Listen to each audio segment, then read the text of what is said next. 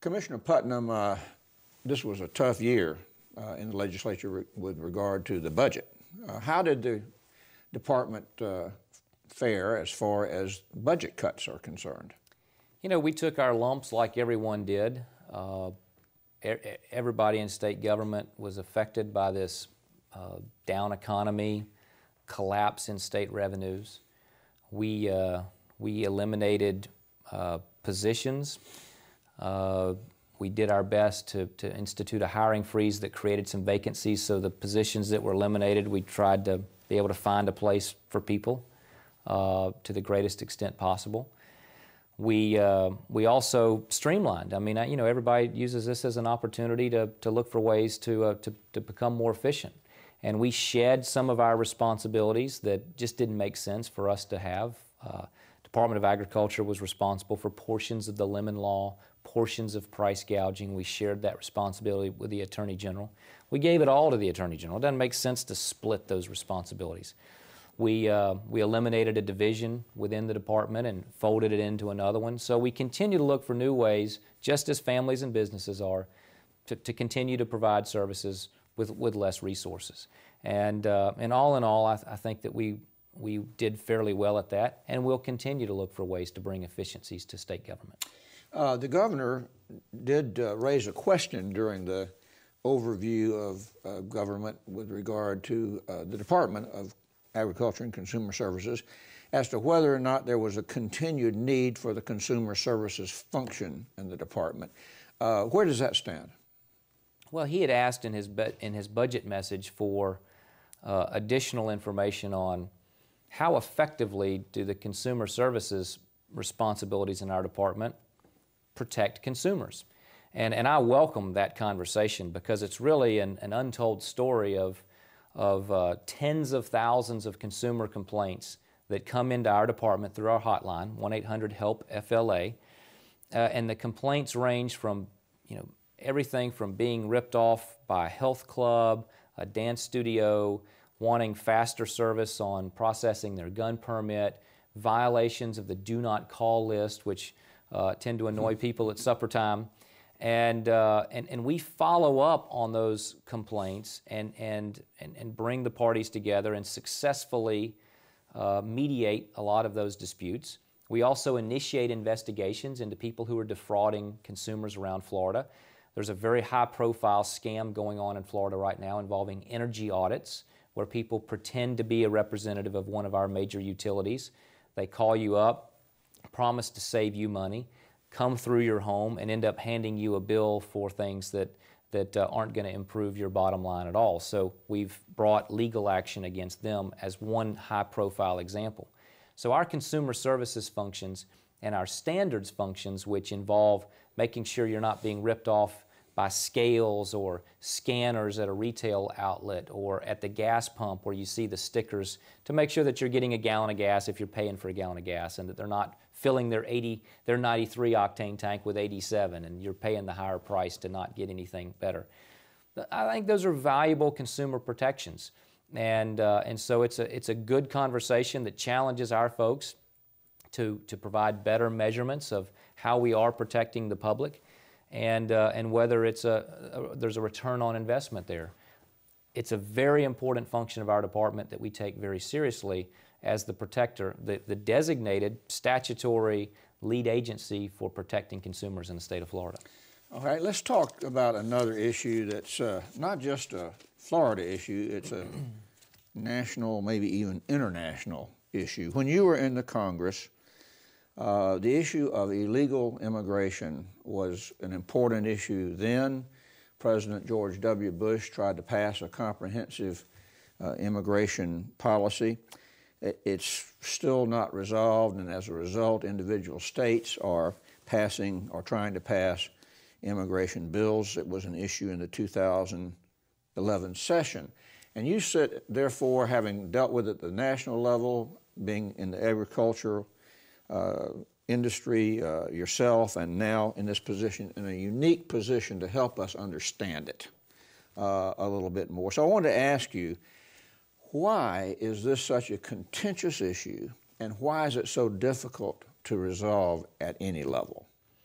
Well, you've really accurately described the situation. This is the most emotional, contentious, passionate issue in federal and state government right now. And having spent some time in Washington, one of my great regrets is that we weren't ever able to find a way to pass a bill at the national level, which is really where this solution has to occur.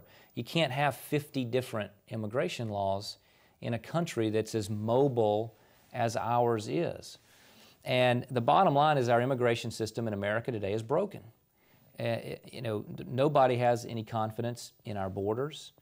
They don't believe that they've been sealed. We routinely read and hear about reports of trucks coming through with either drugs or human beings or narcotics. And the sense is that if they can bring those things across so easily, what other frightening things might an Al-Qaeda or other terrorist group be able to bring? So the borders are broken. Our legal immigration system is not working well at all. We have a system that does not reward people who play by the rules. If you play by the rules and you fill out your paperwork and you're from the Philippines, you might wait 17 years to have your ticket into the United States. If you're from Eastern Europe, a former Soviet bloc nation, you get in the express lane because our laws haven't been updated since the end of the Cold War. A state like Florida, we see this on a regular basis where the differences in our legal immigration laws differ dramatically for someone from Haiti versus someone from Cuba. So we still have laws on the books that give preferential treatment to people from one Central American country that was impacted by a single hurricane in 1989. I mean, so it has not been modernized and has not kept up.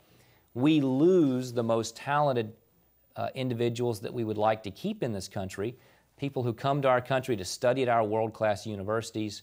They might get a PhD in nuclear engineering or in information technology, and instead of giving them a diploma and a job here to develop laboratories and innovation and new techniques and new devices here, we give them a plane ticket and send them away, which creates one more incentive for Microsoft or Boeing or Google to have their laboratories in Beijing or Bangalore instead of in Miami or Palo Alto. Let me take on the other side for a minute. There are other people who say, though, on the other side, well, it's a lot more simple than that. And what we need to do is we need to seal our borders and we need to send everyone who's here illegally home. And the way we do that is we make our police officers basically an extension of the border guards, and whenever they find somebody who's here illegally, they arrest them and deport them.